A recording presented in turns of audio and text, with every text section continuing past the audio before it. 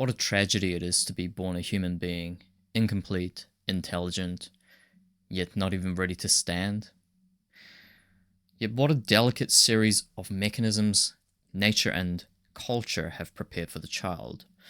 To be a well-nurtured child is to be taken care of indiscriminately, to be loved unconditionally, to not have natural emotions met with shame or guilt. People who have not been given such nurturing become so hungry and desperate that all they end up being able to do is to try and have these needs met somehow, from anywhere they can find it. Anywhere they can find their satisfaction, they'll look for it. Friends or relationships, work and accomplishment, illusory problems they believe will bring them fulfillment or respite at least, if only they can fix them. It's limiting and dissatisfying to live in this state. And people in this state of existential starvation can't seem to believe that something so mundane and simple as looking after their humble human needs, forming friendships, becoming psychologically healthy, finding community, maturity, will be the thing that makes them feel better. It's inconceivable for them that the solutions wouldn't match the problems in their profundity of emotions they evoke. And they would be right. Only these simple solutions evoke profound emotions in people who do know them. These people are not shallow or boring for their lack of grandiosity, though they might be for other reasons. It takes a bit of courage for people to allow small and plain and commonplace things to bring them happiness. A lifetime of sadness is a monument that they may at least visit and remember. Its stature makes them feel understood, if only by themselves. It may be humiliating for them to get their hopes up at all for but the most glamorous of opportunities. I think this is the appeal of much fantastic and glamorized lifestyle products. This is rather tired of a target of mass psychological critique, of course. Consumerism as narcissism is a theme that has long since become cliche. But I don't think it's often treated with compassion. Consumerist fools, so goes the typical Gen X criticism of the culture of insatiable consumption, are vapid and morally corrupt individuals. Their lust and greed and other such sins ultimately bring upon them their own punishment. This kind of critique brings to mind the image of the ascetic who renounces worldly joys that are supposed to be beneath enlightened beings such as themselves. A similar retreat into a forceful affirmation of worldly joys as a form of heroism is similarly deficient as a response.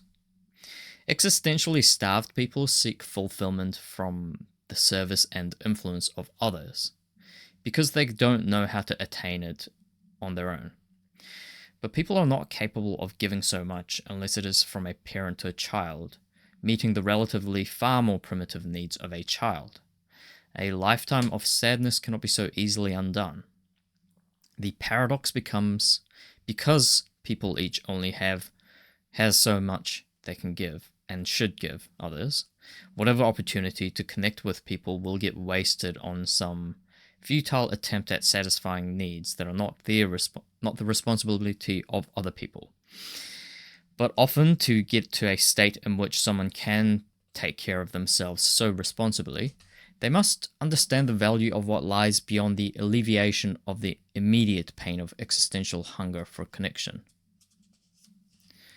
Existential hunger, and that is connection. I once heard a perverse parable along the lines of someone being given a tour of hell and of heaven.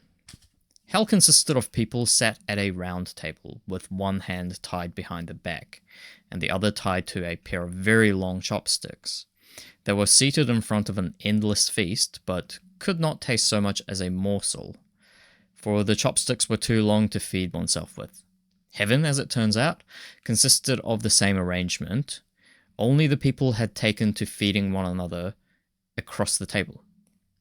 The lesson, of course, is that hell is other people and so is heaven. But it strikes me as a form of torture either way. Heaven would surely allow me to feed myself at my own accord and free my hands for more enriching activities than feeding. Much is the same for the satiation of existential hunger. People sometimes yearn for others to feed them, and they have fantasies of living at a round table. Heaven were at a round table heaven where they can feed other people and thus earn the right to be fed in return. People like this are exhausting and frustrating, not to mention endlessly boring. They get so upset when their needs are not magically met without them asking, and they try to force help onto other people who didn't ask for it. They're no better off than the people who are isolated and independent despite also being unfulfilled, seated at the round table making a mess on themselves. Once again, the real question is what needs are going unmet. When you find yourself feeling upset or frustrated by others, rather than excited to find good people to connect with, you might be experiencing existential hunger. I've mentioned two signs: being entitled to others' services and being entitled to reception. We could think of each respectively as entitlement to others' energy and entitlement to others' time, but both actually require time and energy. So it's valuable to spot them and take them as warning signs, both in yourself and others, that the interaction is not the best use of either party's time and energy. It is a warped proxy for some work that needs to be done within yourself. It's best one takes responsibility for such work and respect the opportunities for connection for what they are, rather than trying to turn them into reenactment of parent-child relationships. Then those opportunities can really be taken up and followed through onto something deeply precious, something profound.